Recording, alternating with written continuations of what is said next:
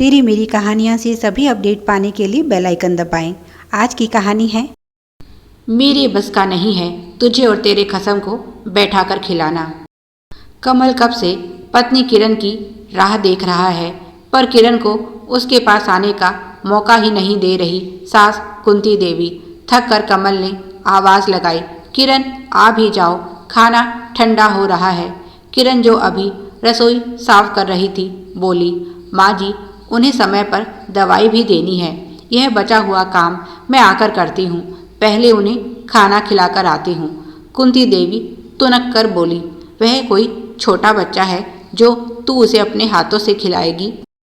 काम चोरी का एक और बहाना मिल गया है तुझे, जा जल्दी जा, कहीं तेरे वियोग में उसके प्राण ही ना निकल जाएं। सुनकर किरण बहुत दुखी हुई। एक माँ होकर भी वह अपने बेटे के लिए ऐसे शब्दों का इस्तेमाल कैसे कर सकती हैं। नम आंखें और होठों पर मुस्कुराहट लेकर किरण कमल के पास पहुंची और बोली, आप भी बहुत ज़िद्दी हैं, मैंने कहा था मुझे देर हो जाएगी, आपने अभी तक खाना शुरू भी नहीं किया, दवा देने का समय हो गया है, अब जल्दी शुरू कीजिए। कमल बोला, कल कहा था ना तुमसे, अब से हम दोनों साथ खाना खाएंगे, और पति पत्नी ने मिलकर खाना खाया। कमल को दवाई देकर किरण फिर से काम में जुट गई। कुछ दिनों पहले फैक्ट्री में दुर्घटना के कारण कमल के हाथ पर चोट लग गई। भगवान का शुक्र रहा कि समय पर अस्पताल पहुंचने के कारण उसका हाथ बच गया, पर हाथ में फ्रैक्चर हुआ है। अभी पिछले 15 दिन से वह घर पर है और उसकी नौकरी भी छूट गई है। घर में रहने के कारण ही उसे पत्नी की दशा का ज्ञान हुआ, नहीं तो पहले माँ उसे यही सिखाती थी कि तेरी यह महारानी कुछ भी नहीं करती, सब कुछ मुझे और छोटी बहू को करना पड़ता है। और वह भी तैश में आकर कई बार किरण की धुलाई कर देता, पर अब अपनी आंखों से सारा सच वह देख रहा है। माँ और छोटे भाई की पत्नी किसी काम को हाथ नहीं लगाती, बस उसकी पत्नी पर हुक्म चलाती हैं। किरण सुबह से शाम तक काम में लगी रहती है और फिर अब तो उसका काम भी बढ़ गया है। उसे समय पर दवाई देना, नहलाना धुलाना सब किरण ही तो करती है। 2-4 दिन तो माँ भी प्यार जताती हुई उसके पास आई, पर अब कमरे में झांकती भी नहीं है। कमर पर भी बहुत चोट लगी है, जिस वजह से कमल चलने फिरने में भी असमर्थ है। ऊपर से 2 छोटे बच्चे, सुबह उनको तैयार करके स्कूल छोड़कर आना और लाने की जिम्मेदारी भी उसी की है, क्योंकि बच्चे उसके हैं। किरण ने जल्दी से रसोई साफ की और बच्चों को लेने चली गई। भाई की पत्नी लक्ष्मी उसी स्कूल में सफाई कर्मचारी है, पर फिर भी बच्चों को अपने साथ नहीं लाती। घर पहुंचते ही उसे ठंडा पानी चाहिए और कुछ देर बाद गर्मा गर्म चाय। उसके बाद अगर इच्छा हुई तो रात का खाना बनाने में जेठानी की कुछ सहायता कर देगी, नहीं तो पैर पसार कर आराम से टीवी देखेगी। माँ भी उसे काम करने को नहीं कहती, क्योंकि वह हर महीने माँ को 5,000 रुपये देती है, जबकि वह अपनी सारी कमाई माँ को देता है, फिर भी उसकी पत्नी का घर में कोई सम्मान नहीं। भाई बहुत चालाक है, अपनी कमाई से माँ को फूटी कोड़ी भी नहीं देता, पर फिर भी वह माँ की आंखों का तारा है। इस बार कमल को तनख्वाह नहीं मिली तो उसे ही घर खर्च देना पड़ा। जाने क्या क्या सुना दिया उसने, और फिर उसका बदला माँ ने किरण से लिया। बोली, मेरे बस का नहीं है तुझे और तेरे खसम को बैठा कर खिलाना।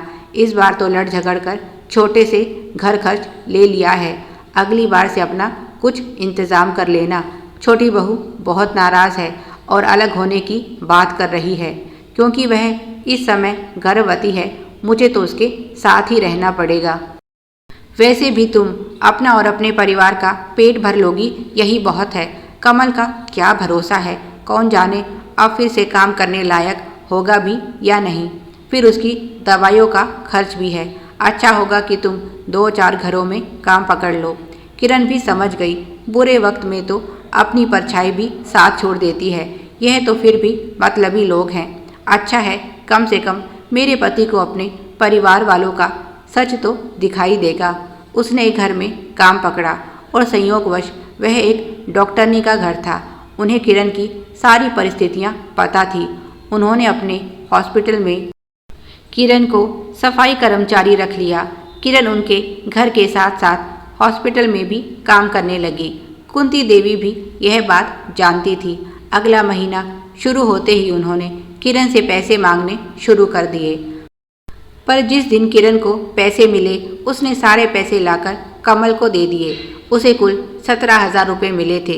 12,000 अस्पताल की तनख्वाह थी और बाकी के 5,000 उसे डॉक्टरनी के यहाँ खाना पकाने और साफ सफाई के लिए मिले। बहुत दिनों बाद माँ कमल के कमरे में आई और बोली, ला बेटा, यह पैसे मुझे दे, इन्हें संभाल कर रख देती हूँ। इनसे घर खर्च पूरा तो नहीं होगा पर मैं काम चला लूँगी। कमल बोला, ठीक है माँ, लक्ष्मी घर में 5,000 देती है और घर में किसी काम को हाथ नहीं लगाती। अब किरण भी घर में 5,000 देगी और कोई काम नहीं करेगी। कुंती देवी बोली, अगर यह काम नहीं करेगी तो कौन करेगा? मेरे कारण ही यह नौकरी कर रही है, नहीं तो पीछे से इसकी औलाद को कौन संभालेगा? कमल बोला, औलाद सिर्फ इसकी है, तुम्हारा उनसे कोई रिश्ता नहीं। क्या किरण उन्हें दहेज में लाई थी? जो कुछ यह दहेज में लाई थी वह तो तुमने बड़े जतन के साथ संभाल कर अपनी गांठ में रख लिया। आज तक तुम्हारी बातों पर आंखें मूंद कर विश्वास करता रहा और तुमने क्या किया? पिछले 15 सालों में मैं कमा रहा हूँ और जो कुछ लाया इस घर को दे दिया, पर यह घर 2 महीने भी मेरा खर्चा नहीं उठा सका। माँ, तुम मुझे और धोखा नहीं दे सकती। अब मैं अलग रहना चाहता हूँ। माँ नाराज होते हुए बोली, लगता है आजकल तेरे बहुत कान भरे जा रहे हैं। कमल बोला, जब आंखों से सब देख लिया फिर कुछ कहने सुनने का प्रश्न ही कहाँ उठता है। मुझे कब चोट लगी थी, उसके बाद आज इन पैसों के लिए तुम मेरे कमरे में आई हो। इतने दिन तक तुम्हें बेटे की याद नहीं आई? माँ बोली, हाँ तो मेरे पास बहुत काम होते हैं, सारे दिन तेरी तरह बैठी नहीं रह सकती। तेरा क्या है, हाथ पैर तुड़वा कर बैठ गया। 1000 परेशानियाँ तो मुझे उठानी पड़ रही हैं।